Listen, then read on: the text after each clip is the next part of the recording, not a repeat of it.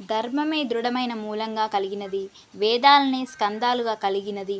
పురాణాలనే కొమ్మలతో విస్తరించినది. యజ్ఞాలనే పూలతో వికసించినది. మోక్షమనే మధుర ఫలాన్ని అందించేది అయిన శ్రీ మహావిష్ణువు అనే కల్పవృక్షం సర్వకాలాలలో ప్రకాశిస్తుంది. పూర్వం నైమిషారణ్యంలో శౌనకాది మహామునులంతా స్వర్గ సౌఖ్యాలు పొందాలని, పరమాత్మ అనుగ్రహాన్ని సంపూర్ణంగా సంపాదించాలనే కోరికతో 1000 సంవత్సరాల పాటు కొనసాగే సత్రయాగాన్ని ప్రారంభించారు. ఆ మునీశ్వరులంతా నిత్యం యథావిధిగా యాగాన్ని కొనసాగిస్తున్నారు. ఇలా కొన్నాళ్లు గడిచాయి. ఒకనాడు బహుపురాణవేత్త సర్వజ్ఞుడు అయిన సూత మహర్షి అక్కడకు వచ్చాడు. ధర్మపురుషుడైన ఆయన్ని చూడగానే ఎంతో సంతోషించిన మునులంతా ఘనంగా స్వాగతం పలికారు. కుశల ప్రశ్నలు, అతిథి సత్కారాలు పూర్తయ్యాక సూత మహావధానంగా కూర్చొని ఉండగా వారంతా ఎంతో వినయంగా ఇలా అడిగారు: ఓ మహర్షి, తమరు బహుపురాణాలు తెలిసిన సర్వజ్ఞులు. మాకు పూర్వం ఎన్నో పురాణాలు చాలా వివరంగా ప్రబోధించారు.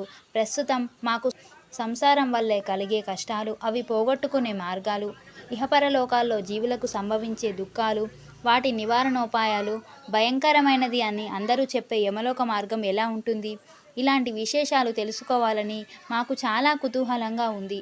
దయచేసి వాటి గురించి చెప్పండి అని ప్రార్థించారు. శౌనకాది మునులారా, మీరడిగిన విశేషాలు అందరూ తెలుసుకోదగినవి. పుణ్యాత్ములకు చాలా సుఖాన్ని కలిగించేది, పాపాత్ములకు ఎంతో వేదన కలిగించేది, అత్యంత భయంకరమైనది యమలోక మార్గం. పూర్వం గరుత్మంతుడు మీరడిగిన విషయం గురించి శ్రీ మహావిష్ణువును అడిగాడు. అప్పుడు ఆయన గరుడికి ఏ విశేషాలు చెప్పాడో వాటినే మీకు చెబుతున్నా, శ్రద్ధగా వినండి అని ఇలా చెప్పడం ప్రారంభించాడు. పూర్వం గరుత్మంతుడు ఒకనాడు వైకుంఠానికి వెళ్ళి శ్రీహరిని ఇలా ప్రార్థించాడు: స్వామి, నీ మీద భక్తి లేని వాళ్ళు సరాసరి యమలోకానికి వెళుతున్నారు. అసలు యమలోక మార్గం ఎలా ఉంటుంది? అది చాలా భయంకరంగా ఉంటుందని అందరూ అంటారు. అది నిజమేనా? ప్రభు, భక్తి గురించి ఎన్నో విధాలుగా నీవు పూర్వం ప్రబోధించావు. అలాగే భక్తులు పొందే ఉన్నత స్థానాల్ని గురించి కూడా చెప్పావు. ఎవరి నాలుకని వారు స్వాధీనంలో ఉంచుకొని నిరంతరం భగవన్నామస్మరణ చేయడం చాలా సులభమైన విషయం. ఈ నామస్మరణ మానవుల్ని తరింపజేస్తుంది. ఇంత సులభమైన తరుణోపాయాన్ని తెలిసి కూడా మానవులంతా నరకం పాలవుతున్నారు స్వామి. ఇది ఎంత శోచనీయంగా ఉంది అన్నాడు గరుత్మంతుడి విన్నపాన్ని విన్న శ్రీహరి అతడితో ఇలా చెప్పడం ప్రారంభించాడు: నరకాన్ని పొందేవాళ్ళు, గరుడా, నీవు చెప్పినట్టు పాపాత్ములైన వారికి మంచి ఎప్పుడూ రుచించదు.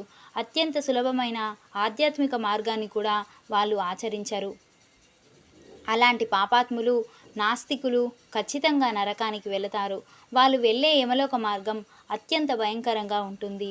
ఎవరైతే పాపాలు చేయడమే నియమంగా పెట్టుకుంటారో, ధర్మ మార్గాన్ని వదిలిపెట్టి దుర్మార్గులతో, అనాచారులతో సావాసం చేస్తూ ధర్మశాస్త్రాల మీద, ధర్మాచరణ మీద అనాసక్తులై ఉంటారో, అలాగే ఎవరైతే తనకు తానే గొప్ప అని ధనమదంతో విర్రవీగుతూ ఇతరుల్ని చులకనగా చూస్తారో, నిత్యం రాక్షసంగా ప్రవర్తిస్తూ ప్రజల్ని బాధిస్తారో, దైవ కార్యాలు ఆచరించడం మీద ఎలాంటి శ్రద్ధాభక్తులు లేకుండా ఉంటారో, అలాంటి వారంతా నరకాన్ని పొందుతారు.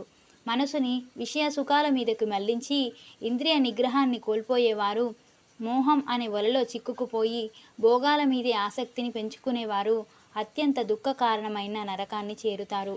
తేన రాజ్ఞానశీలాశ్చాతే యాంతి పారమాంగలిం పాపశీలాపరాయంతి దుఃఖేవయమయాతనాం. ఎవరైతే జ్ఞానాన్ని కలిగి ధర్మ స్వభావంతో ధార్మిక కార్యాలు ఆచరిస్తారో అలాంటి వాళ్ళు మాత్రమే స్వర్గానికి వెళతారు. పాపకర్మలు ఆచరిస్తూ అజ్ఞానంతో ప్రవర్తించే వాళ్ళు ఎన్నో బాధలు పడుతూ యమలోకానికి వెళ్ళి చిత్రహింసలు అనుభవిస్తారు.